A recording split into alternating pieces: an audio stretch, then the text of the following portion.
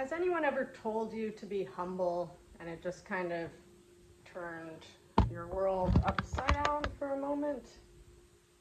Like, why are they telling me that?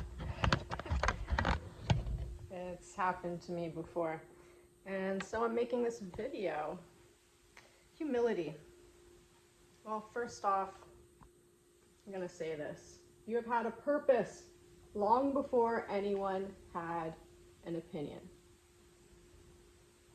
Okay? Humility. Defined by a modest or low view of one's own importance. Humbleness. That sounds pretty bad. But used by example, he needs the humility to accept that their way may be better. That's good. I like C.S. Lewis's definition. Humility is not thinking less of yourself, it is thinking of yourself less. C.S. Lewis. I'm Catbird Angel, and we have intelligent conversations sometimes on this channel. Genius. The whole range. Genius, right on the cusp of idiocy. Okay. So let's have some fun with this. You've gone through a lot of healing. You've accomplished a certain level. You're eager for what's going to come next. It hasn't even come yet, but you're telling someone, I just know something good is going to come. I'm going to move in silence about this. And their first reaction is to say, be humble. Now that might turn your world upside down, like I showed you, or like discombobulate you a bit, like why are they saying that? And let's think about this. They're either a parental figure or they feel protective of you because pride does come before a fall. And people with any years of experience on this earth know that very well. And so they're just trying to keep you in check in a very kind way. But at the same time, there are many layers, as there are many layers to reality. So you should never take this personally. Whenever someone points a finger at you, there's 3 fingers pointing back at them. This person who's telling you to be humble probably was humbled a lot in their own life because of their own lack of humility. If you're watching this video, if the synchronicity of your algorithm made you pick up this video, it's likely that you are at a stage in your life where you are so powerful that it's very easy for you to be humble. It's not a question in your mind. Because like C.S. Lewis said, you're thinking of yourself less. You have a message. You have a purpose. You are here on this earth as a trailblazer, as a little golden seed, a golden egg to plant, to make waves. Your soul was pitched in this soup, this big ocean, and it makes waves. Boom. Never underestimate the impact that you have. You shouldn't be humble in that respect. Don't put yourself down. Don't think lowly of yourself. Just realize everybody is just as important as you. When you're at this stage of self-development, where it's not a question, your whole motive is to impact people. It's not for fame, for money, or any of that. It is to make an impact. It's to make those waves bigger. Because you are trailblazing. You're paving roads. You went and explored your ish and unished and re-ished it. And I use ish as a term of weaving. So you unweave. This is what we're all doing. We're unweaving the old paradigm, seeing the threads for what they are, taking out the corrupt programs, and reweaving. And the people that have done this work of healing entire ancestral lines and clearing karma so that this new generation can have just be clean of karma, because there are star seeds waiting to come down here, even more of them, and they're pretty karmically clean. So it's like a lot of us came here to help, and we didn't come here loaded with karma, but we took on the karma of the collective, of our ancestral lines, of our bloodlines, to clean that up and help that out. So just know if bad stuff is happening to you, right? You didn't ask for this stuff. You know, you're like, I didn't ask for this. I just asked to help. Just know it's part of the contract. It just comes with it. You're gonna make that impact. But to get there, it's like you have to go through all this stuff to make you that strong, to make you that powerful, so that you can easily be humble, because it's not about you. It's about the message. It's about being that vessel for higher force, for God. Now, Islamic artists, see, all artists channel the divine. We're just a conduit. Anybody creative, anybody singing, anybody painting, writing, making carpets, those Islamic carpets, those patterns. The Islamic artists always purposefully put in a mistake in their grand designs. If you look at them really closely at the nicest mosques or wherever, you're going to find a little mistake in the pattern, in a carpet. And they do that on purpose, because only God can make things perfect. And so just knowing that, you have that humility. Yes, we are a vessel for the divine, for higher force, for God. But no one person is the entire picture. Right? We're open a certain amount of degrees, but if we were open the full 360, you'd lose your mind. Our ego brains can't quite compute. So we all have little pieces of the puzzle.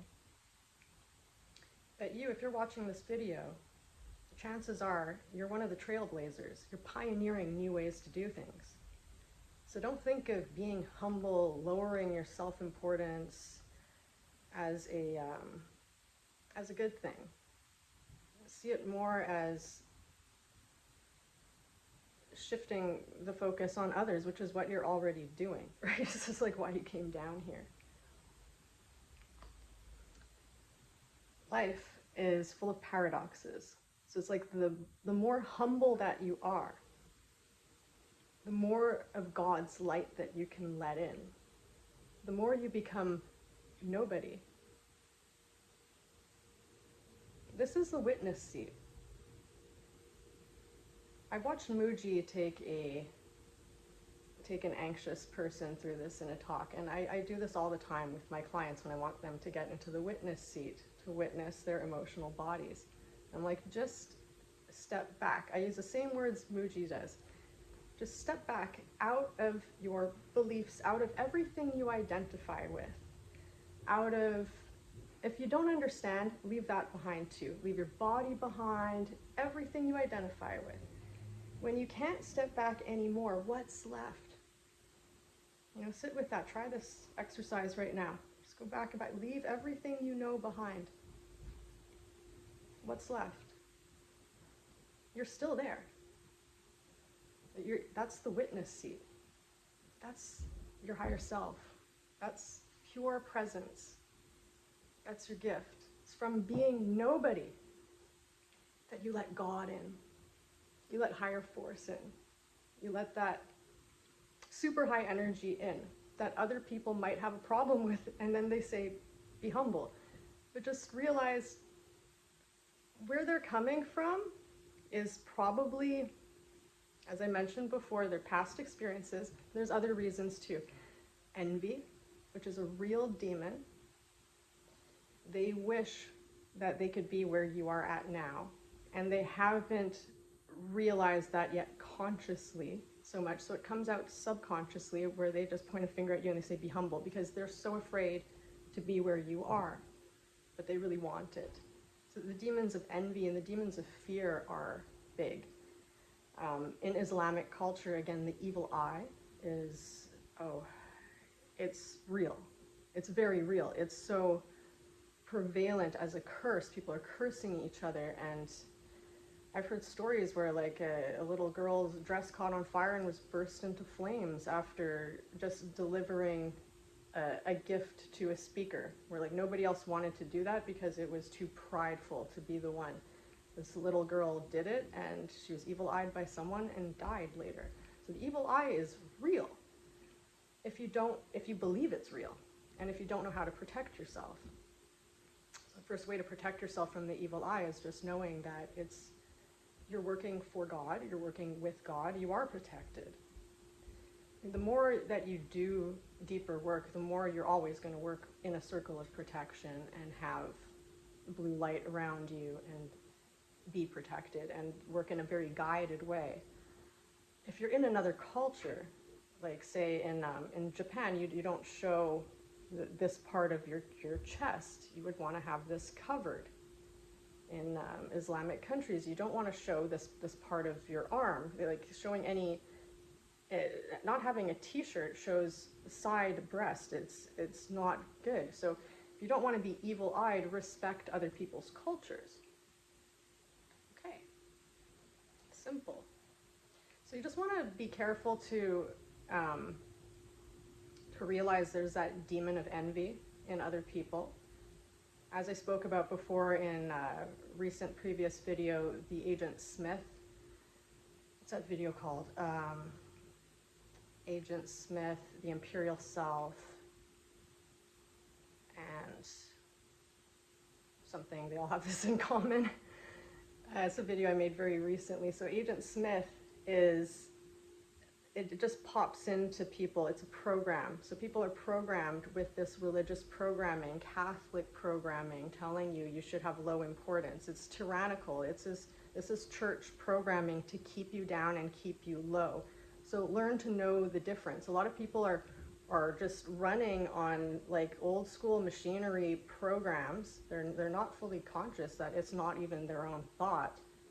And they're just saying, be humble, be low, be low. And you did not reincarnate on Earth at this time in history to play small. You reincarnated on Earth at this time to play at levels that are beyond superior and beyond extraordinary. They're just beyond. So embrace that. You're here to play. You're here to fill your vessel with God's light, which is love. This is the purpose of life. We're here to create love bubbles because that is source, and it's source is fuel as well. So let that sink in. You did not reincarnate on Earth at this time to play small. You really didn't. This is a very special turning point in history, the Age of Aquarius and the Kali Yuga, where the whole era of the Age of Pisces is going bye-bye, and now it's the Age of Aquarius. And in the tarot, the age of the Aquarian card is the Star. It's a lady pouring water into a lake. She's nude because she's transparent. It's not because she's not humble. It's just she is comfortable in her skin, and she's giving the waters of life, pouring them into the ocean of life. The star shines. Stars cannot do anything but shine. So shine on, brothers and sisters. Rock on.